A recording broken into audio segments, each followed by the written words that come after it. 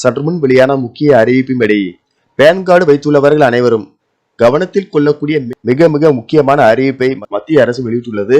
இதை பத்தி விரிவாக வீடியோல பார்க்க போறோம். வீடியோவை கடைசி வரைக்கும் முழுமையாக பாருங்க. வீடியோக்குள்ள போறதுக்கு முன்னாடி இந்த வீடியோக்கு ஒரு லைக் பட்டனை பிரஸ் பண்ணிக்கோங்க.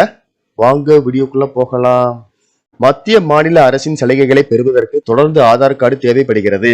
அதே போல ஒருவரின் முதலீடுகள், கடன், தொழில் செயல்பாடுகள் ஆகியவற்றையும் வருமான வரி கணக்குடன் ஒப்பிடுவதற்கு பேன் கார்டு பயன்படுகிறது. வங்கி கணக்கு தொடங்குவது, கிரெடிட் கார்டு அல்லது டெபிட் கார்டு வாங்குவது, டிமாட் கணக்கு தொடங்குவது உள்ளிட்ட பிற சேவைகளுக்கும் பேன் கார்டு கட்டாயமாகும். ஆதார் கார்டு, பேன் கார்டு மூலமாக வங்கிகளில் டிஜிட்டல் முறையில் பணத்தை பெற முடிகிறது. இந்நிலையில் இன்றைய டிஜிட்டல் உலகத்தில் தொழில்நுட்பங்கள் எந்த அளவிற்கு வேகமாக வளர்ந்து வருகிறதோ அதே அளவிற்கு தீமைகளும் ஏற்படுகிறது. சமீப காலமாக ஆன்லைன் மோசடி அதிகரித்து வருகிறது. அதிலும் குறிப்பாக சில நாட்களாக பேன் கார்டு, ஆதார் அட்டை போன்றவற்றை கயவர்கள் தவறான வழியில் பயன்படுத்தும் நிகழ்வு அதிகரித்து வருகிறது.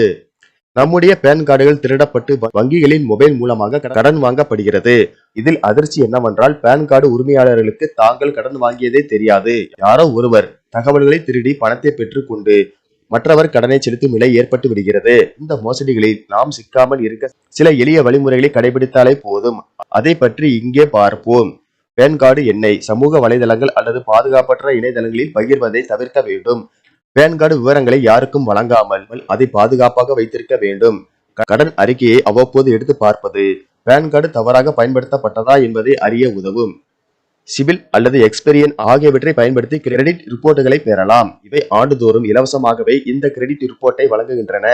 அவற்றை சரிபார்த்து நமக்கு பரிச்சயம் இல்லாத கணக்குகள் ரிப்போர்ட்டில் இடம்பெற்றுள்ளதா என கவனிக்க வேண்டும். கடன் அறிக்கையில் தவறான கணக்கு எண்கள் அல்லது விண்ணப்பிக்காத கடன்கள் இருந்தால் மோசடி நடைபெற்று இருக்க வாய்ப்பு உள்ளது. மோசடியான கடன்களை கண்டறிந்தால் அதனை கடன் வழங்கிய நிறுவனம், வங்கி ஆகியவற்றுக்கும் கடன் தகவல் அமைப்புக்கும் தெரிவிக்க வேண்டும்.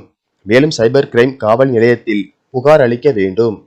உங்கள் பேன் கார்டு தொலைந்தால் உடனடியாக பேன் அட்டை, ரீபிரிண்ட் கார்டு அப்ளை செய்து பெற்றுக் கொள்ள வேண்டும். அதன் பிறகு அடுத்த சில மாதங்களுக்கு உங்களின் கிரெடிட் அறிக்கையை அவ்வப்போது பார்ப்பது நல்லது. பேன் கார்டு இணைக்கப்பட்ட அனைத்து கணக்குகளுக்கும் வலுவான பாஸ்வேர்டுகளை பயன்படுத்த வேண்டும். SMS மற்றும் இமெயில் அலர்ட்டுகளை உன்னிப்பாக கவனிக்க வேண்டும்.